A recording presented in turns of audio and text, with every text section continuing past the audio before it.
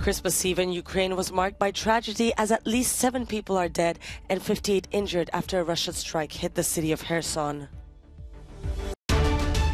Protesters clash with police in Paris as hundreds of people rally, calling for justice after a gunman opened fire in a mainly Kurdish neighborhood.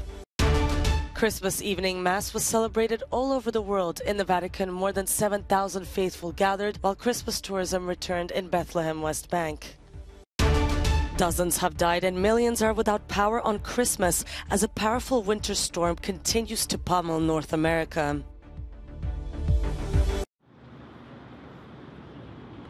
In Mariupol, southeastern Ukraine, occupied by Russian forces, the Moscow-appointed authorities erected a 20-meter Christmas tree. However, officials said there will be no mass holiday celebrations in the city, heavily destroyed by Russian shelling this year.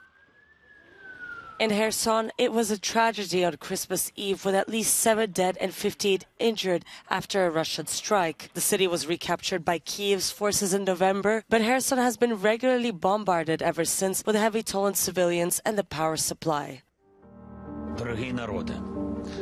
Christmas Eve also marks 10 months since the start of the Russian invasion, and the Ukrainian President Volodymyr Zelensky called for togetherness during his holiday address on Saturday. Fighting still rages on around the eastern Kharkiv region and around Bakhmut, where Ukrainian and Russian forces have clashed in a fierce, months-long battle.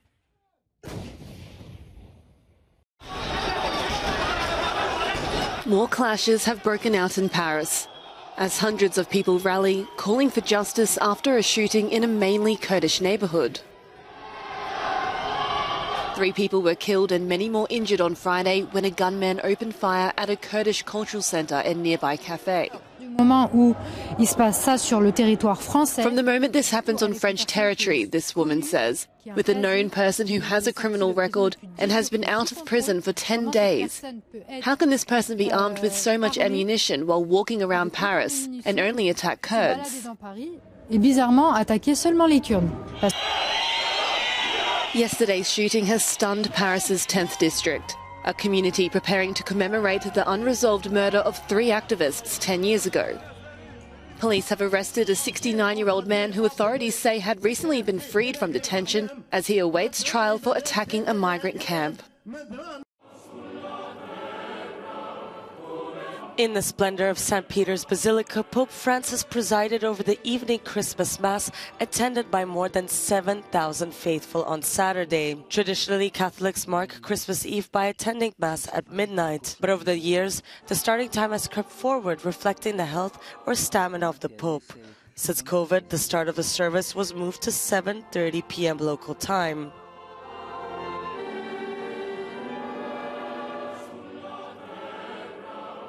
And Christmas tourism has returned to Bethlehem in the West Bank. Revered in Christian tradition as the birthplace of Jesus Christ, the town usually welcomes thousands of pilgrims and tourists for Christmas every year. This year, the Latin Patriarch of Jerusalem led the annual Christmas Eve procession, attended by Mahmoud Abbas, leader of the State of Palestine.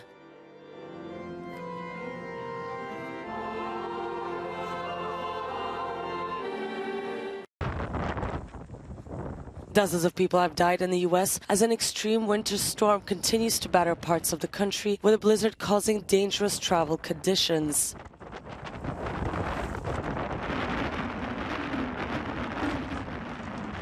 The storm unleashed its full fury on Buffalo in the state of New York, with hurricane-force winds causing whiteout conditions.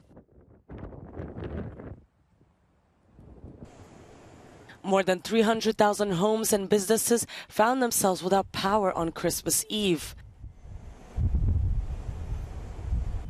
Thousands of flights have been cancelled during the festive period.